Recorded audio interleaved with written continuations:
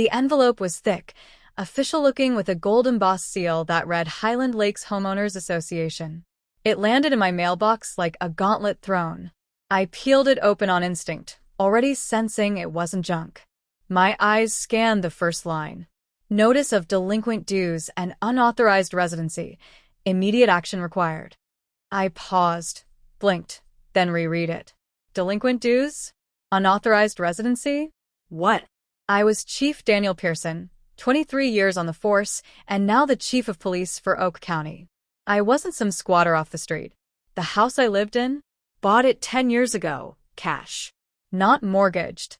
Not rented. Mine. And not just that, I owned 5 of the 10 homes on this cul-de-sac. Inherited from my late uncle, a quiet man who bought them when this land was still considered undeveloped pasture. I kept reading, each sentence more absurd than the last. According to the HOA, I was occupying my residence without approval from the association board and was therefore subject to retroactive leasing provisions, which apparently required me to pay rent to the HOA until proper occupancy was regularized. Rent. For my own damn house. The letter was signed in loopy cursive, Karen Whitmore, HOA president. Of course it was. She moved in 2 years ago, and within 6 months, had consolidated the entire HOA under her thumb. She wasn't elected so much as she staged a polite coup, stacking the board with her bridge club friends and driving out anyone who questioned her interpretation of the bylaws. Since then, she'd turned our peaceful neighborhood into her private empire. Warnings for wrong trash can colors. Fines for planting sunflowers, not matching community flora. A neighbor down the street had gotten cited for installing a swing set without pre-approval. I'd mostly stayed out of it. I figured she was a control freak with too much time and too little purpose. But now she'd come after me, directly. And she'd made a mistake. She thought I was just another homeowner. She didn't know I owned the block. I dropped the letter on the counter, grabbed my phone, and dialed the HOA office. Highland Lakes Association, this is Sherry, said a voice, chipper and robotic. I need to speak to Karen Whitmore. This is Chief Pearson. A pause. Oh. She's not available right now. Then let her know I'm coming down in 20. If she's not there, I'll find her. Is this about? It's about her demanding rent for a house I own outright, I said flatly. And if she doesn't want this to turn legal, I suggest she shows up. Click. I didn't bother changing out of my duty jacket. If Karen wanted to play power games, fine. I'd bring mine too. The HOA office sat in a leased strip mall space between a pet spa and a vape shop. I walked in, boots heavy on tile, and the room turned quiet. Sherry looked up from behind her desk with wide eyes. She's in the back, she said quickly. I pushed through the frosted door into the boardroom. Karen sat at the head of a long conference table, sipping from a mug that read, I make the rules. She didn't stand. Chief Pearson, she said, like she'd been expecting a UPS delivery. I assume this is about the notice. You assume, right? I said, keeping my voice even. What is this nonsense about me owing rent? Her smile was tight, mechanical. As of last month, Highland Lakes transitioned into a leased residential community. A majority board decision. All properties must now be authorized under the new occupancy structure. You think the HOA can override property law? Per our revised bylaws, the association holds collective authority over leasing rights. And who revised those bylaws? I asked. The board. The board you appointed. Elected, she corrected a little too quickly. Karen, I own 5 homes on this street. I live in one, rent out the others. I've never been late on taxes. Never skipped a city inspection. I've worked with this community longer than you've lived in it. And now you're telling me I owe you rent. She leaned back, smug. You've been non-compliant for years, Daniel.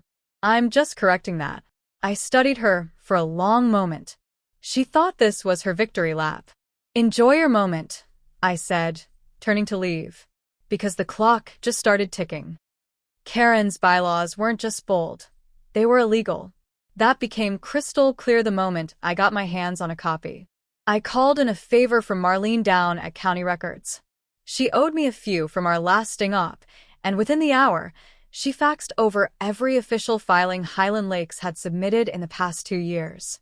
As I suspected, there were no legally binding updates to the HOA charter regarding occupancy rights or rental mandates. Karen's so-called amendments had never passed through the county clerk. They'd never been notarized, never published for community review. In the eyes of the law, they were fiction, elaborate theater with fake props and no stage. And yet, she was acting like she held the deed to the whole neighborhood. I spent the rest of that afternoon doing what Karen never expected, digging deeper. A quiet visit to the bank revealed the HOA's operating account had unusual withdrawals, thousands of dollars listed under beautification projects that didn't align with any visible improvements around the neighborhood. I drove past every common area and playground. No upgrades, no new signage, no fresh landscaping. But Karen's front yard?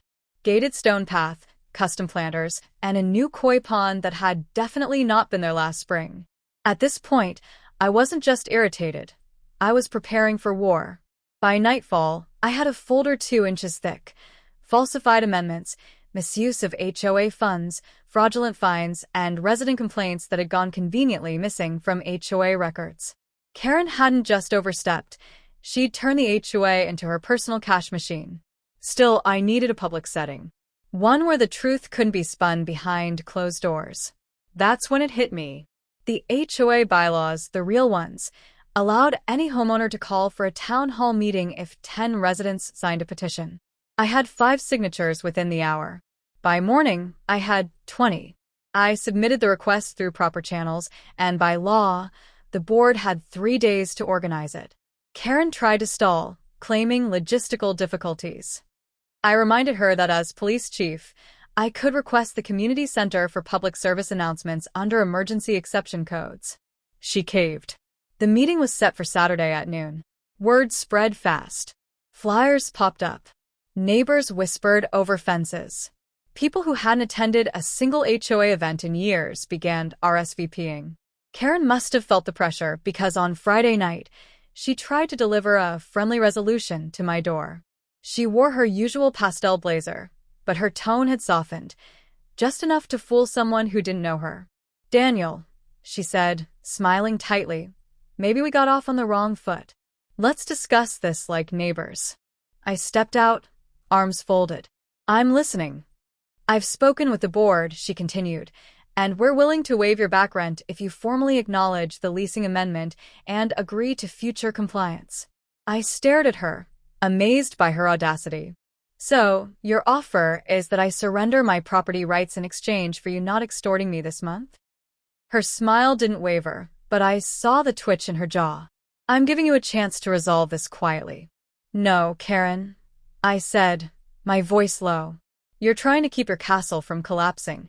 She took a step forward. "You really think the neighborhood will take your side over mine?" "I don't think," I said, meeting her gaze. "I know." She hesitated, lips parting as if to argue.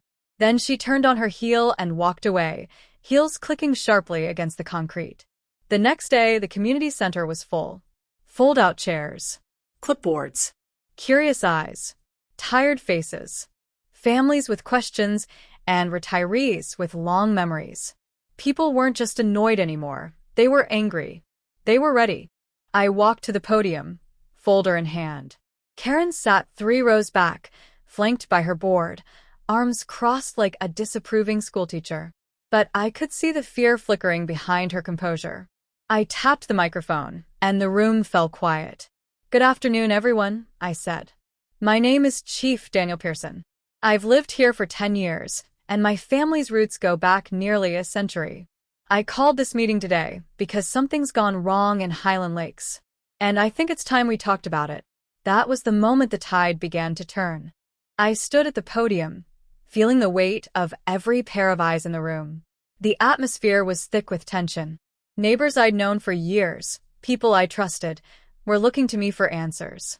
They weren't just curious about what I was going to say, they were desperate for someone to finally stand up to Karen. I cleared my throat, the folder in my hand heavy with the truth I was about to lay bare. The HOA was originally designed to protect our community. I began, my voice steady. to ensure that we all live in peace and have a say in how things are run. But over the past few years, that's changed. What was supposed to be a group of volunteers working together has become a kingdom where one person calls all the shots. And right now, that person is Karen Whitmore. Karen shifted uncomfortably in her seat, but I didn't let up. Karen and her board have implemented changes that have no legal standing, claiming authority over your homes, your yards, and now, even your ability to live here without paying rent to them. I let the word rent hang in the air for a moment. That's not just a power grab. That's illegal. A murmur ran through the crowd. I could feel the shift, the disbelief turning into anger. People weren't just passively listening anymore. They were processing, realizing that their lives, their homes, had been manipulated by someone they barely knew. I glanced down at the stack of documents in front of me. The pieces were all fitting together now. The fraudulent amendments, the misappropriated funds, the fines levied without reason, Karen's house, a newly constructed koi pond, and the landscaping fees paid for by HOA funds that were supposed to be for the common areas. These are the records of every change she's made, I said, flipping through the pages. None of this is legal. All of it is an attempt to seize control of our neighborhood for her personal gain. The crowd was restless now, the murmurs growing louder, but it was Karen who finally spoke up, standing from her chair with a forced smile plastered on her face. "This is an outright lie," she said, her voice sharp. "I've done nothing wrong. I've only tried to improve the community. If you want to live here, you need to follow the rules." "The rules?" I raised an eyebrow. "The rules you wrote without any input from the people who actually live here? The rules you're now trying to enforce retroactively? Those aren't rules, Karen. Those are demands." She opened her mouth to argue, but I raised my hand, silencing her. "No more lies, Karen. The people in this room are not fools. They know what's going on." I paused, letting the weight of my words settle. "And if you think you can walk away from this, think again. You've made enemies here today. Not just with me, but with every person in this room who's sick of your reign." Karen's eyes flicked from the crowd to her board members. They all seemed unsure now, nervous even. I'd put her on the defensive, and that was exactly where I wanted her. I turned back to the room. "I've gathered everything we need to take this to the next level. We have proof of fraud, misappropriation of funds, and illegal amendments. We can file charges. We can hold her accountable." I could see some of the neighbors shifting in their seats, eager to take action. Some whispered to each other. Others looked directly at Karen, as if they were waiting for her to cave. But Karen wasn't going down without a fight. "You can't just destroy everything I've worked for," she shouted, her face reddening. "You think you have the power to stop me? I've worked too hard for this." Her voice shook, but it wasn't fear. It was desperation. I'd cornered her, and now she was lashing out. "You haven't worked for this, Karen," I said, my tone calm but firm. "You've manipulated and lied your way into a position of power, and now it's time for that to end." I reached into the folder again, pulling out the final piece of the puzzle. It was a bank statement, clearly showing a withdrawal of $5,000 from the HOA account, labeled Landscape Upgrade. But under further scrutiny, the address listed for the upgrade was Karen's home address. I dropped the paper on the table in front of her. "I think this explains your landscaping project," I said, my voice cold. Karen froze. Her eyes darted to the paper, and for the first time, I saw real fear in them. "This is embezzlement, Karen," I said, keeping my gaze locked on hers. "And it's going to be the last mistake you make." The room erupted.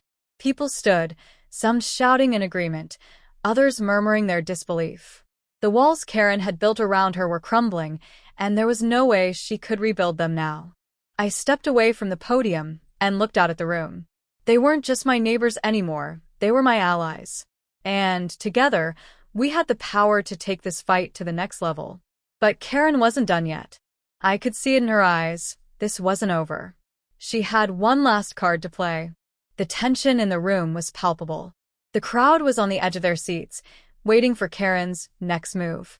She hadn't spoken since I revealed the bank statement. Instead, she was now looking at the paper, her hands trembling slightly. It was as if the weight of the evidence was too much to deny.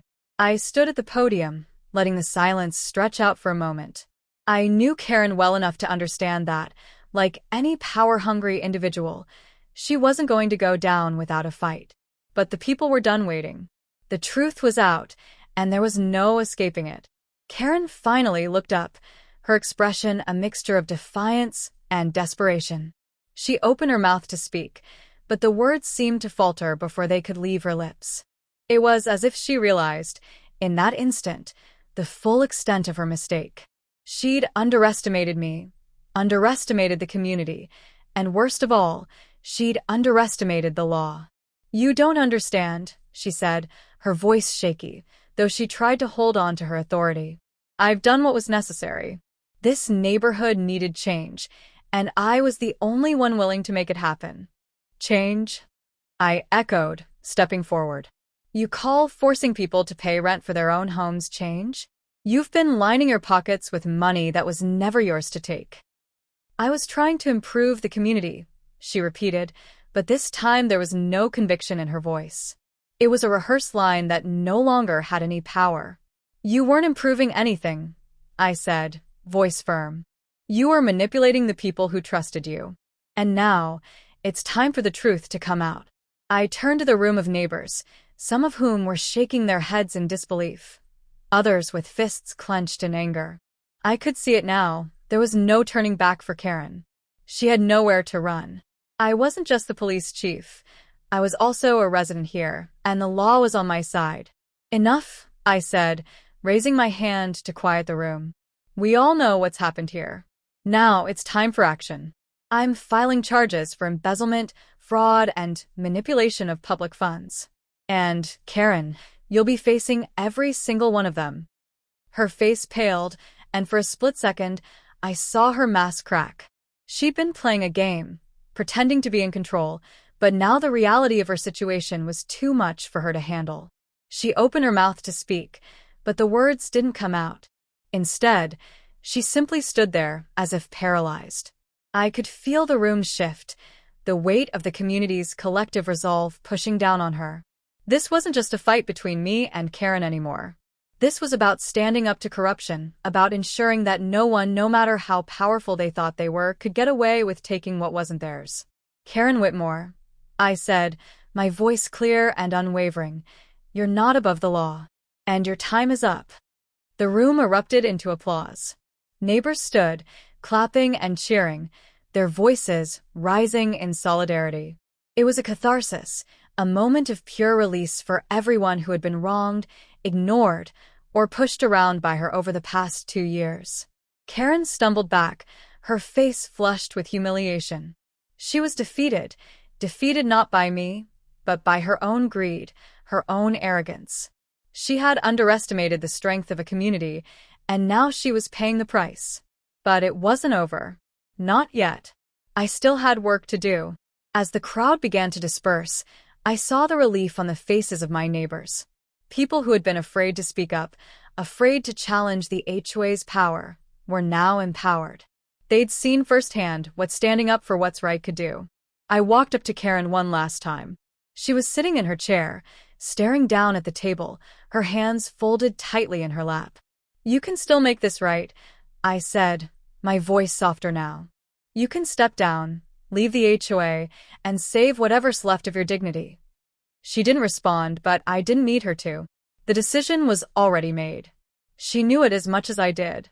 There was no turning back for her now. As I walked toward the exit, the weight of the victory settled in. This wasn't just about Karen. It was about the community that had come together, united in the face of adversity.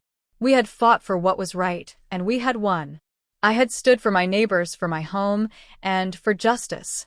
And together, we had taken down the tyrant.